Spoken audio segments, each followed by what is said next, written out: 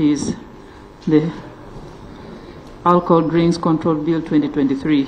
This bill was read for the first time on the 14th of November 2023 and referred by the Speaker according to Rule 129, Sub-Rule 1 of our Rules of Procedure of Parliament, and referred to the Committee of Health and Committee of Trade, Tourism and Industry to consider the bill. And we have reached the stage of consultation of stakeholders who matters.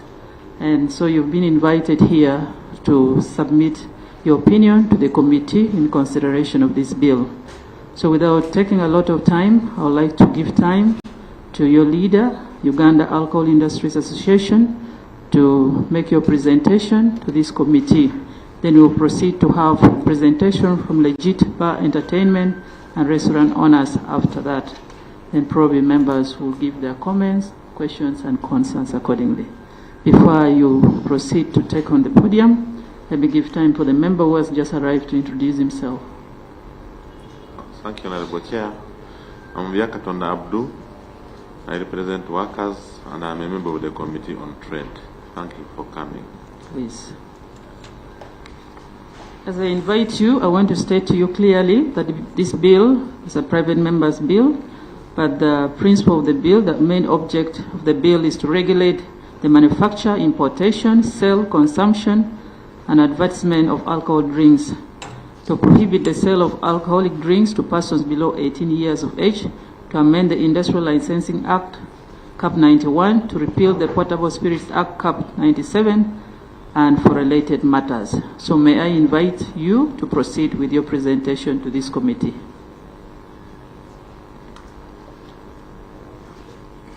Once more, good morning. Thank you, Honorable Chair and Honorable members of the committee and all the senior staff of Parliament and the committee, my fellow representatives of the industry. Again, my name is Onapito Ekomoloit. I'm the patron of the association, but I also work for Nile Breweries as the board chair. Madam Chair, I will give an overview of our position, and then our Secretary General will go to the meat of the matter. So first of all, I would like to thank the committee for inviting us. We are giving you 20 minutes for your presentation, so Okay. see how to share the time accordingly. Thank you. I would like to thank the committee for inviting us, and more importantly for taking a holistic approach to trying to understand the issue. Because before us, you have brought in other stakeholders who have given what may be seen as outside the industry view of the role of alcohol in our society. And without belaboring the point, we are convinced that alcohol has a place in this society, and we believe that alcohol adds to the enjoyment of life. It's a social lubricant, and that's why it has maintained its existence. So we who make the products are happy and proud to defend it, and we believe that it should be understood for what it is contributing. Madam Chair, the issue I think that this bill is bringing to the surface is the question of abuse of alcohol. There is no debate as to whether alcohol is necessary, as to whether alcohol is good. It's whether how can we best deal with the issue of abuse. And I think from our perspective, to understand the crisis of alcohol abuse in Uganda, you need to appreciate that while it appears alcohol is alcohol, in reality in this country there are two alcohols, if I may use that expression. There are two categories of alcohol. Unless if one truly tries to understand that fact, we shall not solve the problem that the bill seeks to address. The members on this side of the table represent regulated alcohol. Unfortunately, the problem of abuse is within unregulated alcohol. So we are here to shine light on the fact that you should not, as the proverb says, pour water, the bath water with the baby. We are here representing the baby. That's the good side of alcohol. And there is the other side that we shall also shine light on. When we talk of abuse, we should be looking at just the specific elements that constitute abuse. That is, what kind of alcohol are people drinking? And in what quantities? So that's the first area to look at in terms of abuse. What age are people starting to drink? No underage drinking. Do people drink and operate machines, predominantly driving? Do pregnant women drink? These are some of the key issues about abuse. And if you make a law without looking at them specifically, you will always get it wrong. And then what are the triggers of abuse? Why are people abusing alcohol in this country? There are issues of unemployment, issues of poverty. These are issues of family dysfunctionality. They are all driving abuse. So in our views, we shall indicate that an omnibus law as being proposed may not necessarily address the issue of abuse. We specifically believe that we need a law that will go to the unregulated alcohol, which is generally called illicit alcohol. A law that will appreciate that, yes, you can close all the bars on the streets of Kampala, but you will not stop a majority of Ugandans from drinking, because the abuse is not taking place on those streets. It's not taking place in bars. But more importantly, we also believe that there is a threat of duplication of regulation of regulated alcohol, which we represent. What do I mean? The alcohol we produce is already regulated by UNBS through certification. We can't put it on the market without certification marks, without certification tests. It's already regulated through taxation by URA. We can't produce without excise license. We can't do anything without following the law. It's already regulated by local governments and city authorities, municipalities through trading licenses. So the alcohol we represent here, regulated alcohol, be it beer, be it spirits, is already regulated. We are saying let's look for a law that captures the unregulated alcohol. And this bill as proposed, we do not believe it does that. On the contrary, it will divert the attention to dealing with the people who are already following the law. And I just want to use one point before I give over to our Secretary General. There has been the proposal on regulating hours. So you say 10 p.m. all the bars on the streets of Kampala, Jinja, Mbarara, let them be closed. And we all clap that we are stopping alcohol, over drinking. But then the 65% of the alcohol that you have been told about over and we are going to repeat it, is not consumed in any bar where any policeman can find it. There is a mama who is having her clients in some kafunda, in some small house, and she's pouring it from a jerry can, and they are topping up, they are playing music, enjoying themselves. It has no name. Nobody, I mean, when will police go in the backyards to look for such people? Because we have not yet understood which alcohol is. This is the alcohol which is causing blindness, causing death, causing all kinds of problems. But we have sung to UNBS, we have sung to all the authorities that please, we see the problem there. It's disadvantaging our business. We contribute $1 trillion plus in taxes. These people are not paying taxes, and nothing has been done to get even with them. This law will divert the police to hunt for the innocent bar owners who are just already regulated and are doing the right thing. And it will not be going to get the real culprits. So we need to separate. Not have an omnibus regulation. Recognize that these producers are already regulated. There has been a long-running problem of regulating the informal producers. Can we put all our efforts there? Government, the alcohol industry, we are willing to support in all ways to make sure that we bring everyone on board to pay their taxes, to comply with the UNBS, and to do the right thing. Not sell to the underage, not sell to pregnant mothers, educate their consumers. We, on this side of the table, are religiously doing that. Why should we be banded together and in the process interfere with our businesses?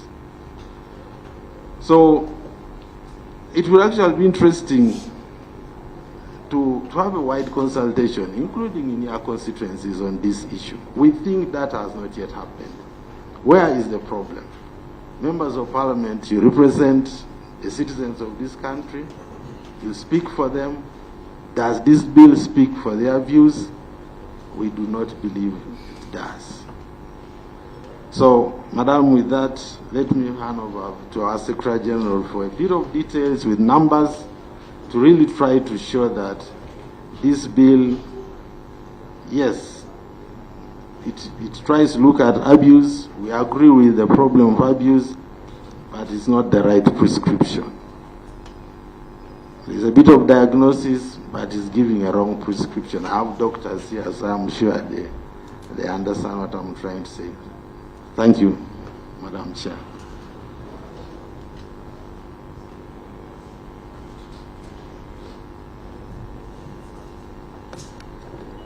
Thank you, Madam Chair, and thank you, honorable members, for giving us the opportunity. Thank you, my patron. He has already stated the summary, basically the highlights of our position.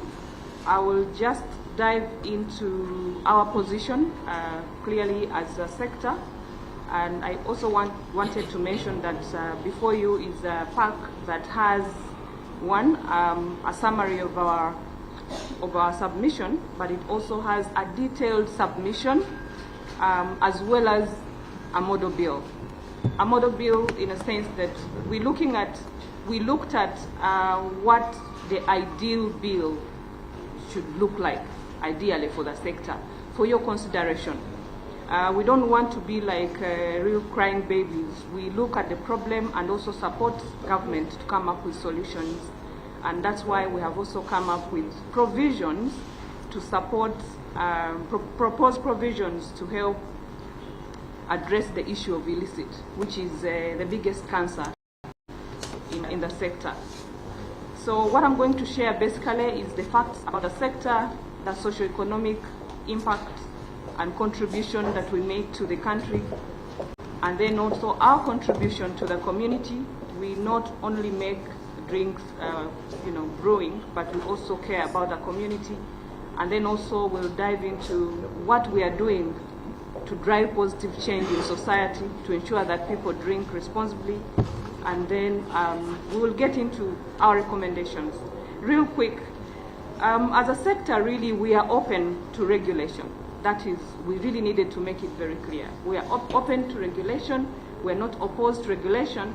However, such regulation should be fair, balanced, evidence-based, and workable, taking into consideration the interests of all the stakeholders. But the regulation that introduces unknown and unquantifiable costs to the business should definitely be reviewed for its impact to all the value chain players whose livelihoods depend on the alcohol sector as well as the overall socio-economic impact of the economy. I also wanted to note that we understand that this bill proceeded without a certificate of financial implications, and this was basically, it proceeded on a technical ground that the 60 days from the date of application had ended, and therefore it deemed to have been issued under the law. We are concerned as a sector that although the bill proceeded on a technical ground, we believe conducting a thorough regulatory impact assessment of the bill is a very critical step in the legislative process to mitigate negative socio-economic impact of the bill to the food, beverage, and entertainment industry, which currently employs a decent number of people and supports over 6 million people across the value chain, which includes manufacturers, grain farmers, distributors, depots, retailers, bars, and clubs. Now, moving on, I don't want to dwell about what our patron mentioned, that the bill should really focus on putting in place robust provisions to regulate the risk, such as the areas of informal alcohol, which is also the native growth. And as such, we have proposed measures that we believe, if implemented, can support to curb illicit. Now, just a quick facts about the alcohol industry and its composition. The number, I know we are quite familiar with it, the 65 and the 35. I will not dwell on it, but it is clear that the formal sector is a smaller component of the industry, and the bigger chunk of the players are informal. And we do not even know how they carry on their operations. They don't indicate the alcohol content in the drinks, so it is practically impossible to even keep track and get to understand what people are drinking. In the presentation, you will see just a sample of how this is done and how they do the brewing, and so we know that this process is often unhygienic, and the environment within which it is sold contributes to overconsumption and underage drinking. Getting on to the numbers in terms of loss, what is government leaving on the table or losing in terms of revenue as a result of illicit? We are talking about 1.7 trillion in unpaid tax revenue annually, and this is evidence-based from the Euromonitor report 2021. We believe that illicit has since grown. We are yet to carry out another study, which should be real soon.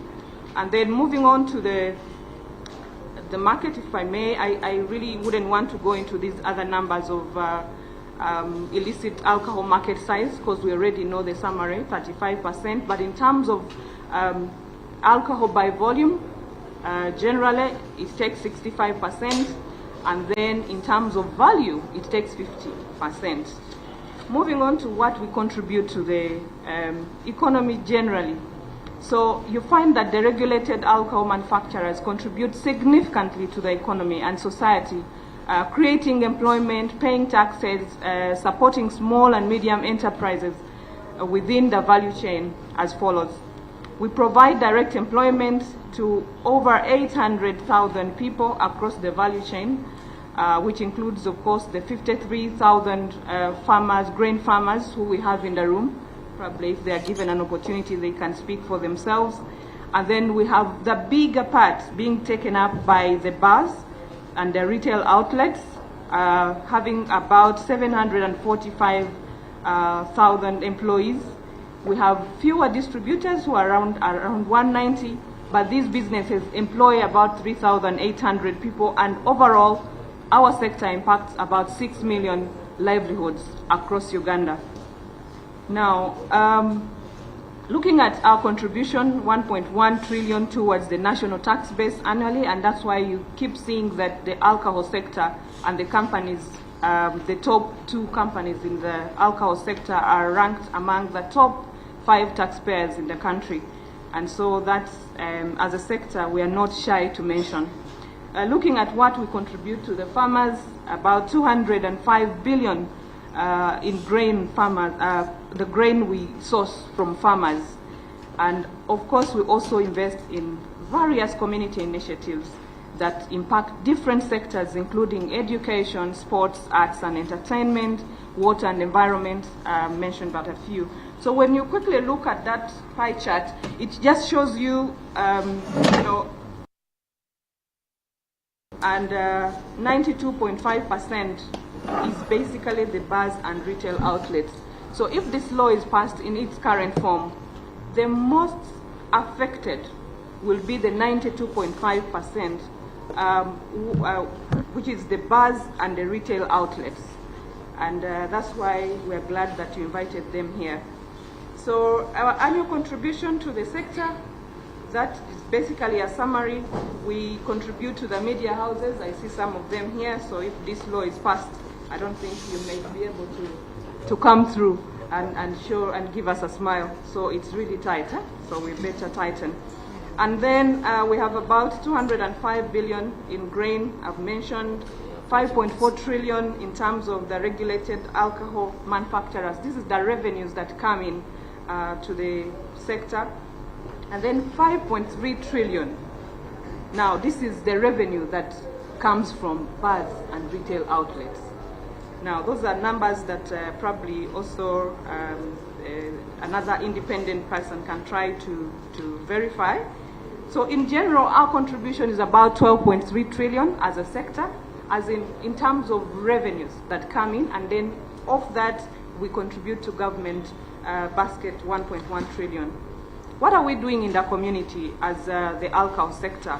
It's really not all about happiness, dancing and going home happy. It gets a bit sweeter even when we get to support the education system and the people in the sports fraternity. We have a very good scholarship program by Nile Breweries, which supports about 200 million, which contributes 200 million is contributed towards this equality scholarship. And we also have about 3.4 billion total investment in scholarships generally and benefiting about 100 students. We have 4,000 youth beneficiaries of scholarships and trainings provided by Uganda Breweries, and then about 10 billion in sports across rugby. When we come to entertainment, I mean, it's like common knowledge. No happiness until we have a drink on the table. So in arts and entertainment, we contribute about 5.7 billion. Real quick, agriculture, our contribution is very clear. We are looking at about 57 smallholder farmers, and who provide raw materials to us, and therefore it's very important that that is put into consideration, that if this law is passed in its current form, things may not be the same. We're doing great in terms of water stewardship and environment, what we're doing in the communities. I'm really running through this because of time. And I wish you concentrate on elements that's related to the bill. Okay, thank you, Chair. I'll go right to that. All right, let me now run through, let me then request you to go to page 12. Yes, thank you. So just quickly doing a summary of the key issues identified in the alcohol bill and our recommendation from the sector. We'll start with the non-regulation of the native liquor, which we feel non-regulation of the native liquor for domestic use and traditional ceremonies. So, Madam Chair and the honorable members, we believe that regulating this sector is equally important because it's the den of the illicit manufacturing, and most people wake up to this alcohol instead of working. And because they package them in very small packaging, and so people can even pocket them and move around with it. And this is what people wake up to. And so what we are saying, honorable members, is that we need to regulate this sector, and we have gone ahead to share our views and provisions that we feel can support this. And then moving on is on the responsibility for the implementation of this bill. We pray that it is, currently the proposal is that Ministry of Health will oversee the implementation of the bill, but we believe that the implementation of the bill should be moved to Ministry of Trade, Industry and Cooperatives, because it's the line ministry for the alcohol sector, and all these other licensing, manufacturing and standards are supervised under the ministry, and so that is our proposal, Madam Chair. Moving on, we have a concern on the requirement for additional licensing for persons dealing in alcohol. That is Clause 6, Part 2, under licensing on Clause 6. So our proposal is that we need to maintain and enforce licensing for all alcohol manufacturers, but allow retailers to work under the current trading licensing to avoid a financial burden to small retailers. We also believe that this additional licensing requirement will breed corruption, because then people will be trying to find plan Bs on how to secure additional licensing. But also, members may instead decide to just get out of the alcohol business. I don't know whether this is the intention, because people may not feel like hustling and haggling to get an additional license when they already have a license to trade in other products. So our prayer is that we maintain the current status of licensing.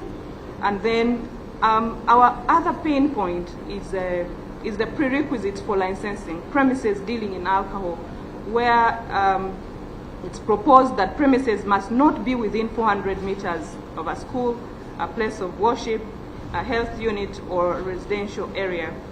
This clause, Madam Chair, is really impractical.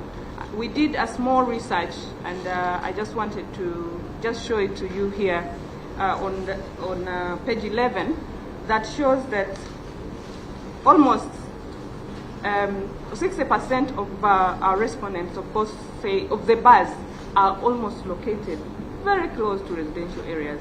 If you do a quick survey around, you'll find that there is probably a residential area somewhere, or even behind and in front there is a bar, or up there is a school, on the side there is a hospital. So given the physical planning of Uganda currently, the way it is looking, to be honest, this clause is very impractical, unless there's something else the alcohol sector hasn't seen, and there is probably an upcoming kind of plan. Otherwise, we request that this clause is removed because it is not practical at all. Then also there is the challenge that we're seeing, soon I'll be concluding, about a location at a fuel station. We do not know where or what has informed this kind of proposal, because we don't see we don't have any evidence of higher consumption because of a fuel location. Most people go for convenience to buy goods, items, other items, and also pick a drink, probably, and in most cases they don't consume these drinks from there, but it's just for convenience, like just how you go and purchase any other item. So we believe this item is, this clause should also be removed or reconsidered. And then the biggest one is on the restriction on hours of sale, from 5 to 10 during working hours. Now, for us, again, evidence and study shows that the bars make more money between 10 p.m. and 4 a.m. in the morning. Between 5 p.m. and 10 p.m., most people are just trying to make their way to the bars, especially look at the traffic jam, the potholes, the roads, and all that. So by the time we get to our favorite bars, it is probably 11, or it is even, past time of enjoyment. Thank you, Honorable. And then we have to pick it. It's really cumbersome, and yet we really have to. Okay. All right. But the point we're trying to make here, Madam Chair, is that we have numbers. Like I said earlier, 5.3 trillion is made from the bars and the outlets. Now, if we decide to close at 10, I'll take you to page 9, just to look at the numbers, because ours is really evidence-based. There's no story, there's no wahala here. we really have to show you the numbers, that only 11% of the 5.3 trillion will be realized if we open between 5 and 10 p.m. Meaning we are going to lose about 4.2 trillion. And this is a true story. The bars are here. They will tell us when they open and when they close, or when they make the most money. So honorable members, please look at that clause, because all the revenues I talked about earlier, they will definitely vanish. Now, weekends, public holidays, 12 to midnight. To be honest, I am sorry, I must confess, I also go out and party. I'm married. I party until like late, but I still go back home and do my marital duties and in order. So if we do 12 to midnight, honestly, again, we have people who are here on holiday, the tourists, the people who just come from across the border, by the way, to enjoy the peace in Uganda here, to enjoy the nightlife.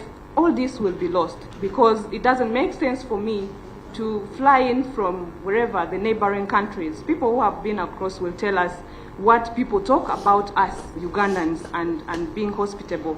So we don't want to lose this benefit, because for us we think it is an advantage over, over our neighbors, that we can actually enjoy the peace that the government has been kind to provide.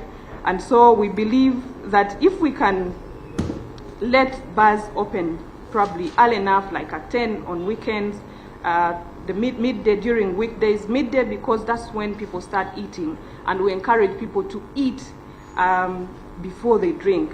So those are our proposals in that line. And also we request that supermarkets should be allowed, as well as depots, to sell, so that people then can purchase drinks or stock and then take it up country. Now, I'm running real quick through this. There is one critical one as I conclude. So there's the packaging aspect, the requirement for information on packages, i.e. the health warning, the health warning, the display of health warning notices on premises and on our drinks. We already do this, and we're investing very heavily in our messaging. Again, we did some research. If you get back in the previous pages, you will see that a significant number of people, of Ugandans, say that they have seen this messaging, whether it's on TV, whether it's on all our adverts. And we have also tried our best to ensure that we put in place a code of conduct as a sector. So we have a code that guides our operations as a formal sector, and this clearly demonstrates our willingness to work and ensure that people are enjoying responsibly. Now, moving on to the packaging. You can see the members are trying to show you what we are trying to speak to. Let's have, sorry? They're not opened. These are not opened. They're not dangerous. I'll just make sure that our samples are safe and back and opened. Some of them are cold and chilled, but please allow me land my point. Because, Madam Chair, you can see the excitement that comes with these things. The entire room, yes, it has created a lot of excitement that they are trying to even, I may get distracted. But the point we are trying to make is that on the prohibition of packaging alcoholic drinks in packages less than 500 milliliters. Now, first, this proposal is impractical. Why? The proposal is in direct contravention with the weights and measures, sale and labeling of goods amendment rules 2020, which permits us to package alcoholic products to be packaged in containers of the minimum size of 200 milliliters. So we already have a law that is being implemented by UNBS. So it beats our understanding to see that members, well, there's a proposal that we should package the drinks in more than, in not less than 500 milliliters. What do we want to achieve here? In our understanding, this actually defeats the purpose. If the purpose is to regulate consumption, but then here, if you say we have to produce, all our drinks and package them in above 500 milliliters packages, are you not encouraging more consumption? So if we are encouraging more consumption, is that... Members, let's have some order. Is Let that, the presenter proceed. Is that the spirit of the bill? Now, this is just an example. This is the 500, yeah? And so this is the minimum of 200 that we are actually permitted to produce. Minimum, this is the minimum. So this is 500. So 500, unless you're telling me that you want somebody, and this is about 37% alcohol content. So if we are packaging our drinks in this kind of volumes, what is going to happen to this nation? You know? So we want to encourage smaller packages so that we can encourage people to drink responsibly, to, you know, to drink with care, with tomorrow in mind. And also the other key thing is that all our premium brands, where is the Nile? I was looking for, okay, Nile Special is here, fine. But these are some of our premium brands. All of them are packaged in 300 or 350 ml. Now, if we are to change and package everything probably in less than 500, then it becomes a bit tricky because we're going to then change the entire value chain.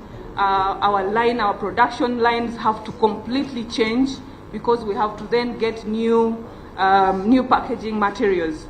So I think we need to be encouraged to pack even lower quantities to wean off consumers from illicit, because this bottle, not everybody can actually afford it, you know? So if we start packaging in higher quantities and a bigger bottle, that means the unit cost will also go high. And what will happen? People will be driven back to illicit. So we'll not know what people are drinking. That's why we're encouraging, we would like government to encourage us to even package in smaller quantities, packaging proper, regulated, and checked alcohol, so that then the health of our people is in check. That aside, as I conclude, we have the prohibition of sale. But before I leave that point, UNBS is already handling the supervision, and they come to check what we are packaging and all that. So we believe that that packaging aspect should be left to UNBS to deal. And also the one on plastics bottles, there's prohibition on packaging, importing, or selling alcoholic drinks in sachets. Some of us call it sachets. So plastic prescribed by the minister as well. So the thing is, we no longer package in sachets, and that is a matter that has already been solved. So the only other matter is on plastic bottles, but again, the Weights and Measures Act of 2020 permits us to package the drinks in plastic bottles. So, Chair, as I conclude, one more point, only one point, on prohibition of sale of alcoholic drinks without certification mark. We're not quite sure why this is coming in here, because UNBS is already doing the supervision, and so we would request that UNBS continues with their mandate. And then finally is the transition period for compliance of 12 months. Looking at all the requests, all the prohibitions that we've talked about, if we are to change, everything will have to change in our value chain, like I said earlier. The infrastructure will change. The production system will also change. So there's no way 12 months can be sufficient for us to move and comply with the law. So this period is insufficient, particularly for compliance with packaging requirements and health warning notices. So our proposal is that in the event, and again I repeat, in the event that this bill passes, we pray that we amend the transition period from 12 months to at least 36 to 48 months. So in conclusion, Madam Chair, we have those proposals that we have also proposed the anti-illicit trade provisions. that I may not necessarily run through now unless members would like me to run through them. But we have proposed the measures to prevent illicit trade in the alcoholic drinks, and we have also come up with a model bill just for your humble perusal and consideration if you find it ideal. But we believe that is for the good of the sector and the nation at large. And so in conclusion, Madam Chair and honorable members, I just wanted to mention that it is so critical that the government applies the right level of focus to curbing a significant problem of illicit trade, because illicit, we know it creates an unfair playing field for legitimate alcohol players, since those involved, of course, do not pay taxes or have to comply with prescribed production standards. But also, the regulatory imbalance, Madam Chair, it actually threatens legal investors and could ultimately drive them away to countries that are more protective of legitimate investment. We have prepared that submission that I shared that is in the same pack and the model bill for your consideration. So for now, Madam Chair, we are saying it's not all gloom for the sector. We have a significant contribution we make, apart from relaxation, entertainment, and enabling celebrations. We also make a significant contribution to the country. I submit. Thank you, Madam Chair, just Uganda Alcohol Industry Association, for your presentation to this committee. Had members clapping already, appreciating the presentation. I'd like to invite the next presenter to proceed and make your submissions to this committee. Then we will have reactions from members accordingly after that. We have Legit Bar Entertainment and Restaurants Owners Association. Can we proceed to have presentation from you? Okay. Good morning. Thanks, Honorable Madam Chair, and I would like also to thank the honorable members here and the Health Committee for giving us a chance to give our presentation.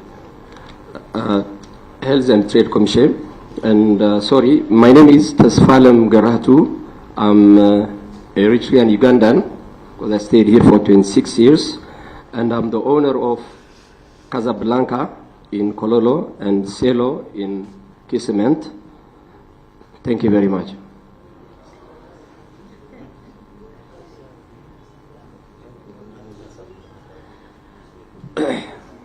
Actually, for me, Jackie, I think she mentioned everything what I want to say. But I have something a bit different from her. Madam Chair, we do understand the concern of the Honorable Sarah from the Parliament. But it's not a solution, because sometimes when you brought a solution and then create another bigger problem, it means it's not a solution. Yes, there is abuse of alcohol. But when we say abuse of alcohol, there is abuse in age, standard, content, and the budget. For example, in our clubs, unless you have like minimum of 6,000 in big bars in Kololo, Naguru, Mienga, you cannot take a beer. So the people, they come to our bars, to our clubs, are responsible for their time, for their budget, and everything. And age also. I think the age matters also. The age is above 18, and all our customers are above 18. They know what they are doing. What we need is a guideline from the government. And we have the guideline. Yeah, there are many. If this bill happened, for example, in my bar, like 80% of my workers will lose their job. Because I have 2 shifts. Let me talk about my bar. I have 2 shifts. The day shift, there are only 6 or 7, 8 workers because we don't have customers up to 8 o'clock. The night shift is almost 60. So this bill is killing like 80 families, not only 80, maybe dependent family. And on top of this, when you close at 10, you are going to create many illegal bars in the apartments, like what was in COVID. And these illegal bars, they don't have license, they don't pay NSSF, they don't pay URA, many things. And even crime. If a lot of young people that they are closing in apartments start drinking without any control and anything, even our ladies, our girls, our daughters will be a problem.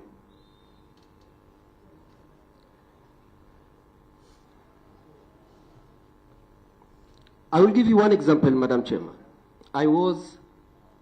Madam Chair. I was in Saudi Arabia for 1 month in 1999 to see my brother. At that time, Saudi Arabia was #1 in the world, totally. Even if you have with 1 bottle at home, you go to prison for 6 months. And second time, 2 years in prison. If you sell any alcohol, it's a problem. But at that time, Saudi Arabia was #1 in alcohol. Did they control the alcohol bill? No, they didn't. Yes, there is a law, they are doing this, but illegal alcohol was selling in the market, and Saudi Arabia was not #1 in Arab country, #1 especially whiskey. Compare with Dubai. Dubai is 100, Abu Dhabi or Emirates, 100% Muslim country. But they allowed alcohol with regulation. So, I don't know this bill. It's going to create more problem to Uganda. I did a research. 200 shops in Kampala Road and 50 bars only. I don't mean that because of we contribute in the economy and we need to abuse our society, our young generation. No. But with this bill, we are going to abuse more alcohol. Like we have seen, we have an example, COVID time. All clubs, my club was closed for 2 years. But many small bars were there, making money. Let me give you just a brief data. I did a research of 50 clubs only. 50 clubs in Naguru, Kololo, and Mienga. These 50 clubs, starting from the budget for investment, utilities, gas, DJ, bouncers, security, fire, toilets, air freshener, disposable, fuel, charcoal, salary, NSSF, chicken, milk, meat, agricultural products, these 50 bars, in 1 year, we had a transaction of 34 million. And these bars consume local products only. Excuse me, do you have a presentation to this committee written? Yes, that's why now, yes, we have it. So now, Concentrate on that. for details, I think my secretary, George, is ready for it. Just I want to give this, thank you very much. Thank you. May you proceed, George, wherever you are. I want to thank the Parliament of Uganda, especially this committee, to give us the opportunity to come and present our views to you. My name is George. I'm a businessman. I own Totes clubs in Kampala. Unfortunately, I lost one to COVID because of accumulated areas on rent. According to our statistics, Madam Chair, the industry that I trade in employs over 1 million Ugandans. With the statistics that we have available with us from the breweries through their distribution networks, we have around 60 outlets, 60,000 outlets operating in Uganda.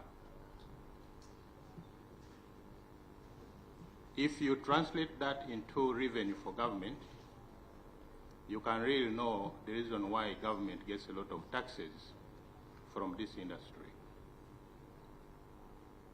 The direct employment from this industry is over 1 million people, direct employment.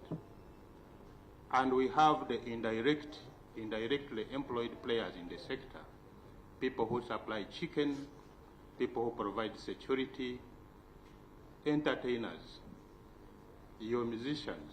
We provide them the platform every night. Your musicians, the celebrities that you see on the streets, we are the ones who make them who they are, because we provide them the platform every night. They are performing in our clubs and we are paying them, the comedians and so name it. So this industry, when given a law that will make it to close down, it means that we are going to lose a lot of employment and we are going to lose a lot of money.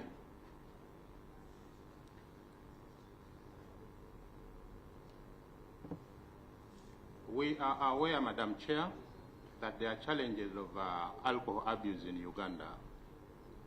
And actually our consumption per capita is 12.21, which seems to be the highest in the world, maybe also in the region.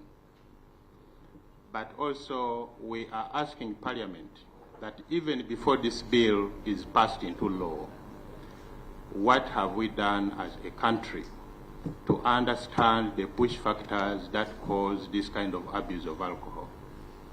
Some people say poverty, marginalization of some communities, cultural issues, poor public health education, and maybe poor production methods. That's what research indicates. When you read all the research that has been conducted around, most of the push factors that are causing people to abuse alcohol are really issues that can be handled by government before even this bill is passed into law. Have we tried to help our people to get employment? Because our sector is helping to employ the unskilled and the semi-skilled youth in the country. And by passing this bill into law, it will mean that we are now even eliminating the small employment opportunities that we have in the country.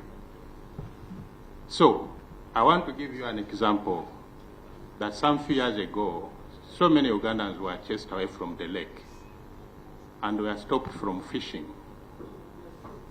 Did that stop fishing? People continued fishing.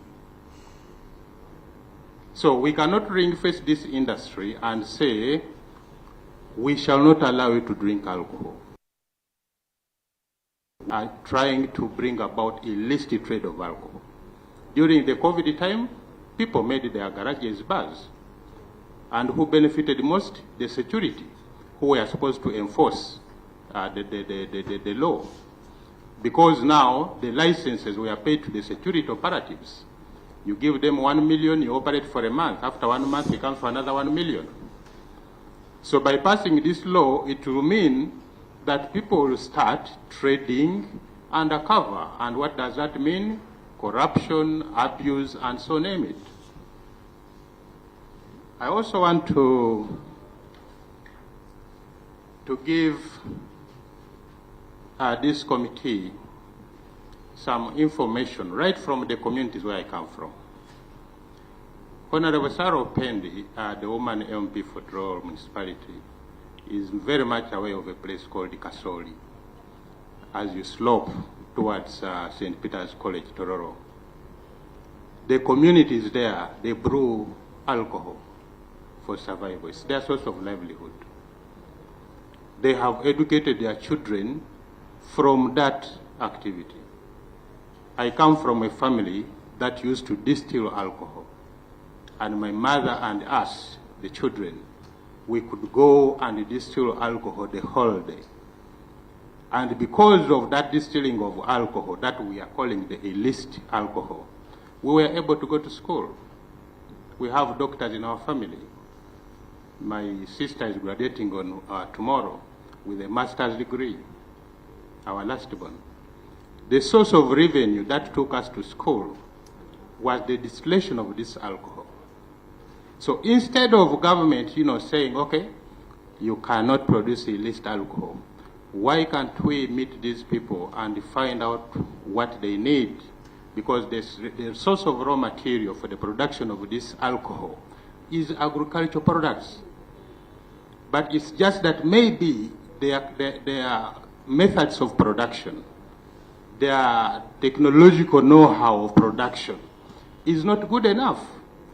But as government, we have a role to help our people to participate in the economy. So passing a law that refuses our mothers and grandmothers up country to participate in our economy, I think it's not a solution, like my chair said. What do they need to make sure that they can produce alcohol which meets the requirements of UNBS, which can even go on the shelves of the international market? Our president is very passionate about local production, agro-processing, agro-export. And this law will only say anybody who is involved in agro-processing of agro-produce into alcohol, stop. Stop. Otherwise, the law is going to catch up with you.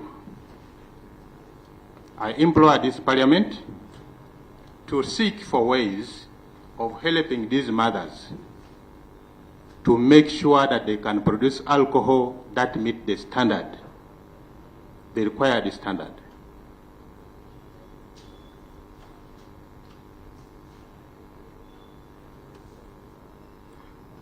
I also want to bring your attention to the quality of alcohol on the market.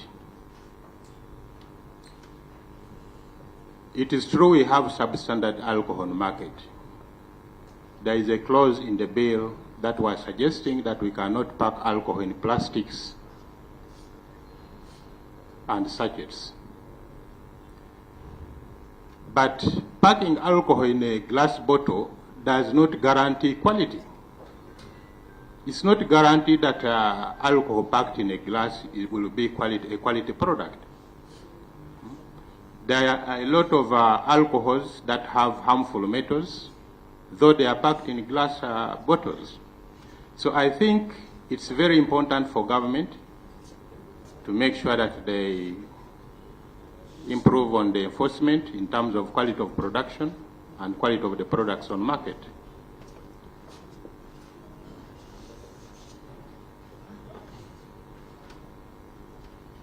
The health implication.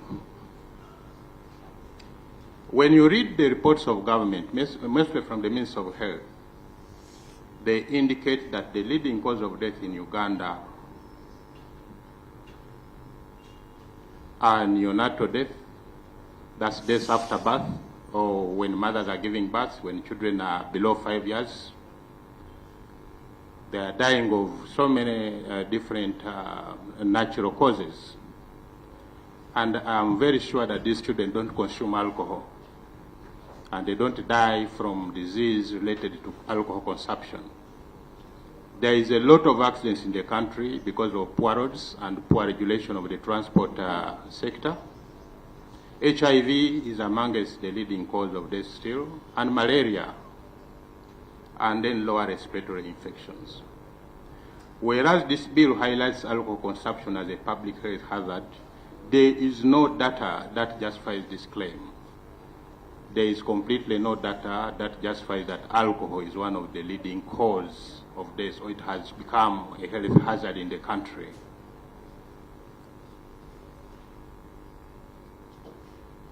And also there is no data to justify that alcohol is the precursor of poverty in our communities. We all know what is the cause of poverty in our communities.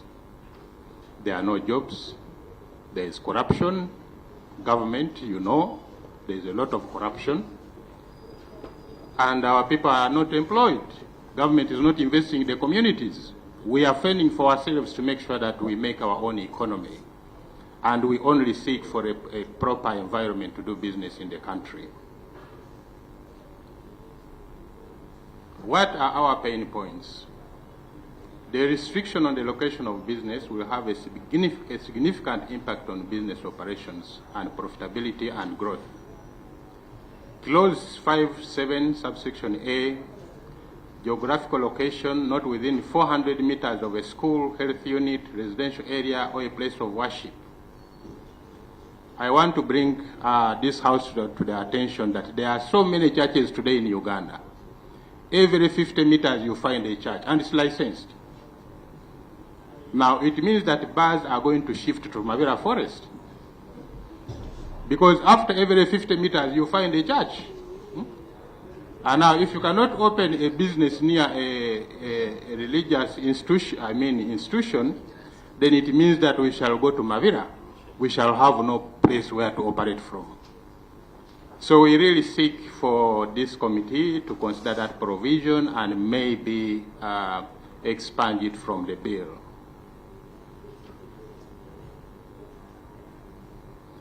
These bars, we set them up for the people. Many of you actually are our customers. And we plan these bars according to the strategic locations. If I take this bar 30 kilometers away from your residence, it means that you'll come, drink, and then you'll drive. You'll drive when you're drunk, which is also prohibited by the law. Or else you'll have to walk 30 kilometers from my bar back home. But we put these bars in communities because we are serving communities. You can easily walk from my bar and walk to your house, or have a short drive distance, or take an Uber. An Uber can drop you easily at your home. You get? So, for us to take these bars,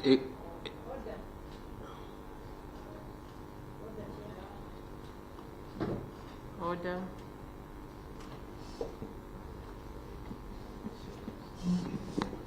Thank you very much, Chair.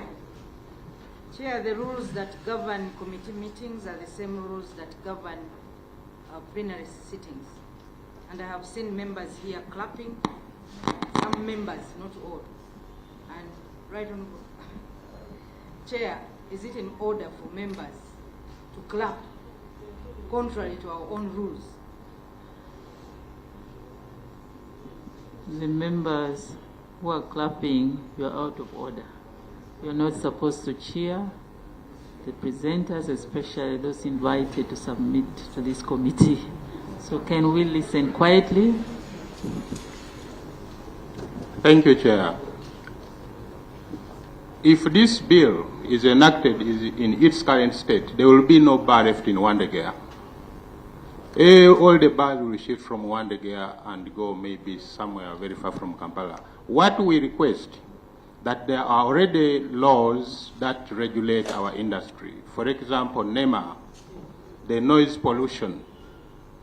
Our businesses, our clubs have soundproof. They are soundproofed to ensure that they don't, create a nuisance in the communities where we operate. So the choice of operation in the country, we should have the freedom to choose where to do business from. We shouldn't be enacting a law that is going to deter us from enjoying that freedom of choosing where to do business from. We can do business from anywhere. If actually Parliament can allow, I can have a whiskey club around, So long as I follow regulations, I am paying taxes, I'm licensed. Procedure, Chair, please. Yeah, Madam Chair, this is a house of records. And the entity that is come to present their perspective has a written report. Are we proceeding well when the presenter of the paper deviates from the paper that has been prepared, going to be presented, and that will form the basis of consideration? Thank you. George, is this your paper? It's my paper, Can you Madam concentrate on this paper? Thank you for In regards to the bill strictly. Thank you for that correction. Actually, I was not veering. I was still giving my view about the location issue. And you have only about 3 minutes to conclude. Okay. Let's go about the reduction in taxable income. That one, my colleagues have handled already, and I think the presentation was very good. I cannot, go into that.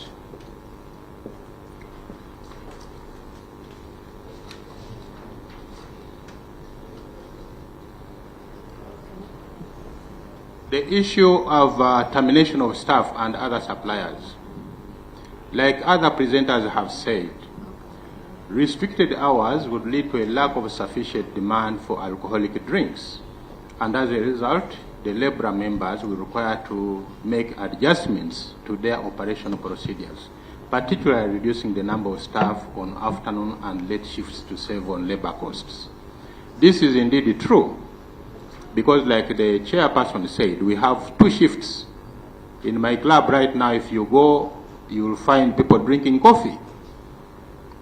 And even some may be having a glass of wine. And if you say that we start operations from 5 o'clock, it means that all day shift staff will be laid off. And if I'm to close at 10 o'clock, it means that I am going to reduce significantly the staff that I'm employing right now. Before COVID, I was employing around 72 people, me alone, including graduates from our esteemed university, Makerere University. Now, if we curtail these hours of operation, it means that so many people will will lose their employment and income opportunities. As you may know, we are one of the largest employers of unskilled labor in the country, with more than 2 million people employed as cleaners, bouncers, storekeepers, security guards, service staff, as well as skilled chefs, DJs, accountants, entertainers, and artists, and more than 2.5 million people who depend on the livelihoods in this supply chain. The projected impact of a conservative 40% drop in revenue for bars and retail outlets would necessitate the cutting of expenses by bar owners. This will see a drop in bar employees by 40%, even more, which translates in over 100,000 jobs which will be lost. This will worsen already the biting challenge of unemployment, especially among the youth. According to the latest findings in the Uganda National Labour Force Survey, 41% of the youth aged 18 to 13 years, which represent 9.3 million, are not engaged in any productive activity. Extortion by law enforcement agencies. I have already given you some brief on this, that during the COVID time, the licensees, the licensors were the security operatives, because you give them money, you operate. For a month, they come for more money. As long as there is alcohol, people always consume alcohol. And for you to bring a bill that's going to restrict consumption, it will create another market, black market for alcohol consumption. We therefore pray a compromise is reached around the allowable hours of operation to a 14-hour window of 2 p.m. to 4 a.m. This will allow the bars and restaurants maintain their capital contribution to the national economic basket, and more importantly, to the workforce. Thank you. I remain Osina George Pambason, the Secretary General of Labor. Thank you, Alleged Bar Entertainment and Restaurant Owners Association, for your presentation to this committee. Let me give 5 minutes to grain farmers. If you have anything to present to this committee, let me give you 5 minutes. With regards to the bill, strictly. Thank you, Madam Chair, and the whole committee. We also have representatives of farmers all over the country who are involved in grain production. which we sell to the brewers. We want to thank you for giving us this chance and opportunity to tell you, to give you our views of what we consider about this bill. And I think now, in the interest of time, I want to go through the whole of it. I will rush and go to the major points. But majorly, as farmers who are growing maize, barley, and sorghum, plus cassava, we have had a very good reliable market from the brewers for the last maybe over 15 years. We've been growing and getting income and getting employment from those specific enterprises. Now, as a result of this proposed bill, we think that for us as farmers, if the hours of operation are restricted or curtailed in the way the bill proposes, the brewers will not be able to have volumes to push, because then that means that farmers will have shortages, they will have their produce not bought, because the brewers are producing less, which they are sending into the market. So farmers will be, for us farmers, we will be frustrated, we will not have market for our produce, and therefore we think that this bill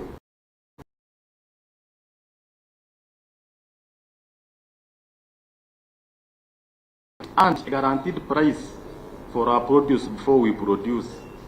So we think this is an opportunity that has employed us, that has given us incomes, which has enabled us to take our children to school, to improve our housings, because now if you go in these farming communities, we have solar installations on our houses. Generally, our lives and our living conditions have improved because of the income which we get from the brewers. The number two is that once this bill is passed in the current form, especially on the hours, it will mean that few farmers will be involved in production.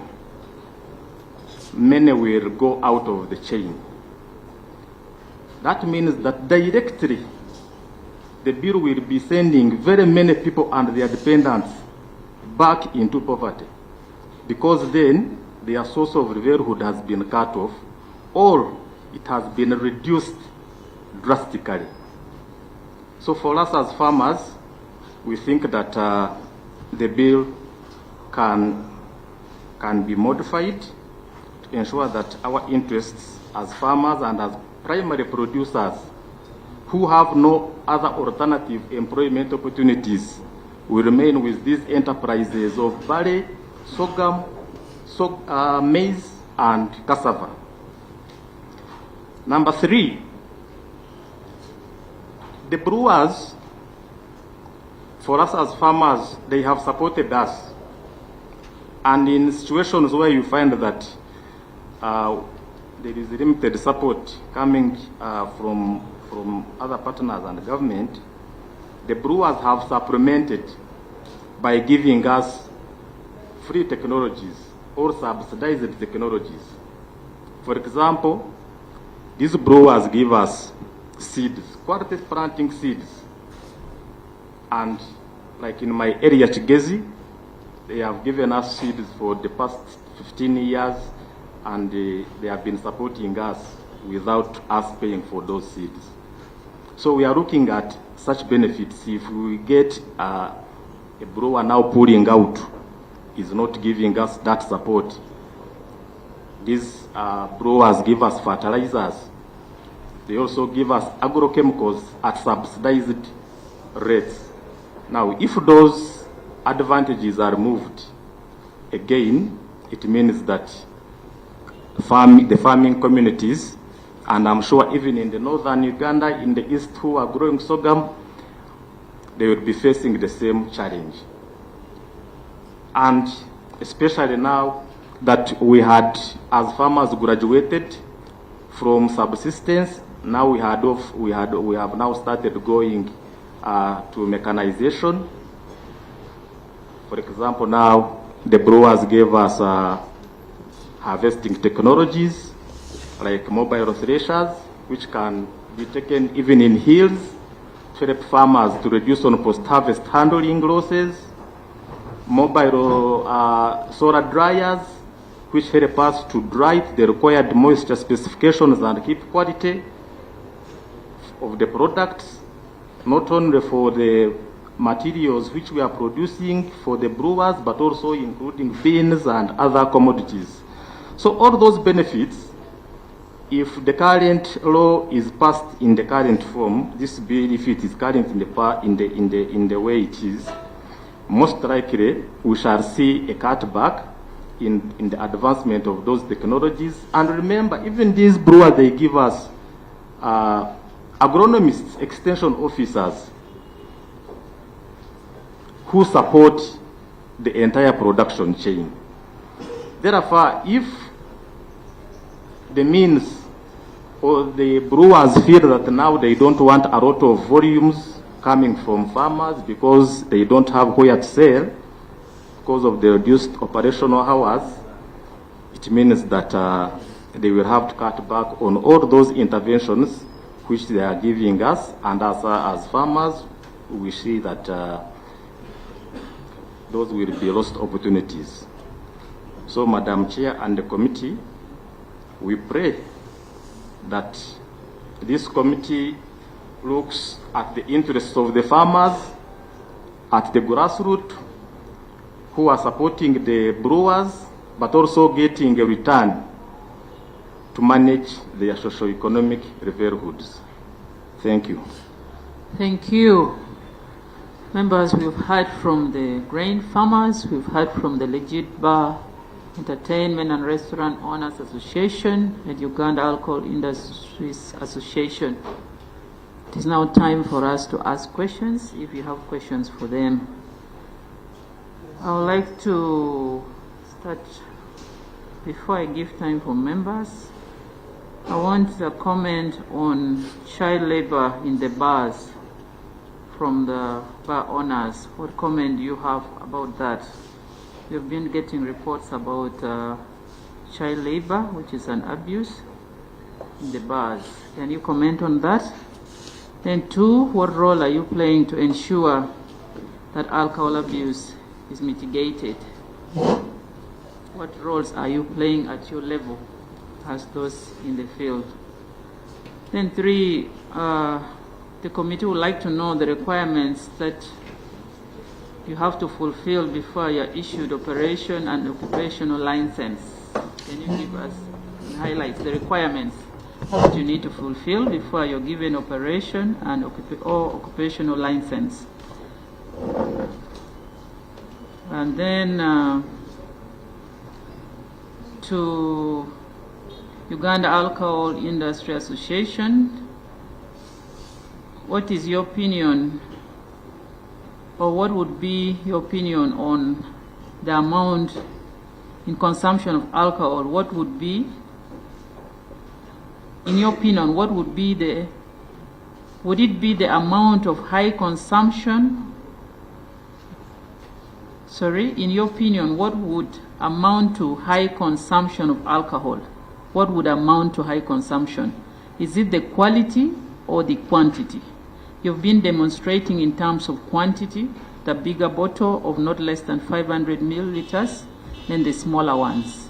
So what would high consumption mean? Is it the quantity or the quality, in your opinion?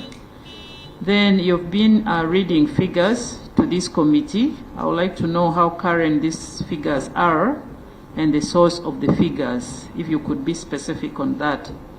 Then we are also interested in the structure of your membership as Uganda Alcohol Industries Association, the structure of your membership.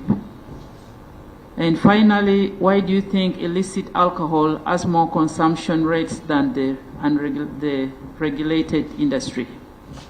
In your presentation, you concentrated a lot on that. Why do you think the trend is like that?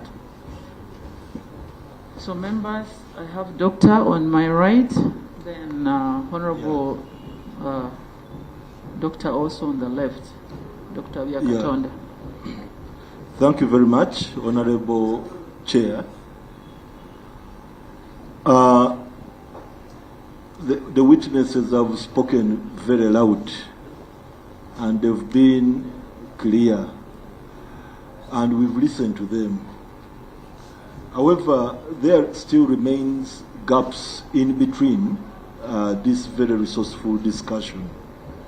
One, the perception that we are finding it important to regulate alcohol simply because it's contributing to the deaths. For the meetings I've been in, this hasn't been informed by deaths.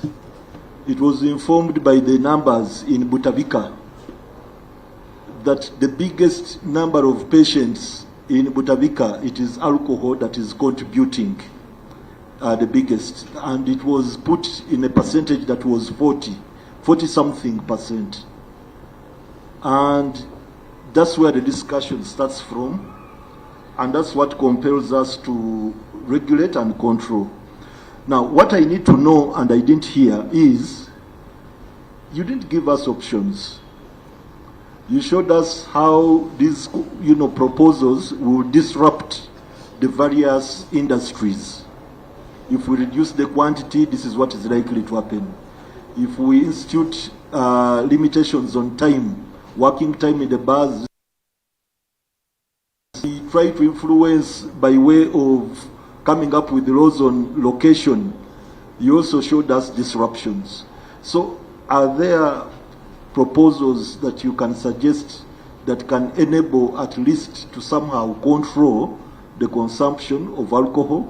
Because the latest research, I don't know by who, whether it was credible or not, but I remember Uganda being ranked the first African country, the highest or the #1 African country in terms of alcohol consumption. So all these have a health implication. So mine is to listen to your alternatives, such that at least when we compile this report, we give attention to alternatives. So you didn't give us an alternative. Please do. Alternatives on control and regulation. I think I'm clear. Give us alternatives on control and regulation. What works for you? I hope you've taken note of that. Please take note of the questions that are being raised, then I'll give you time to respond accordingly. Dr. Vyakatonda. Thank you, Chair. Honorable colleagues, our witnesses. Honorable Chair, I want to thank the witnesses for their submission. However, on the bill, when you look at specifically the policy and principles, it is actually mooting to regulate manufacturing, importation, sale, consumption of alcoholic drinks and related matters. As a committee, we have two scenarios: the pros and the cons, those that are for and against the bill. But the bill in itself is drawing on a number of aspects. One of the aspects are health related. Then the other aspect is the economics.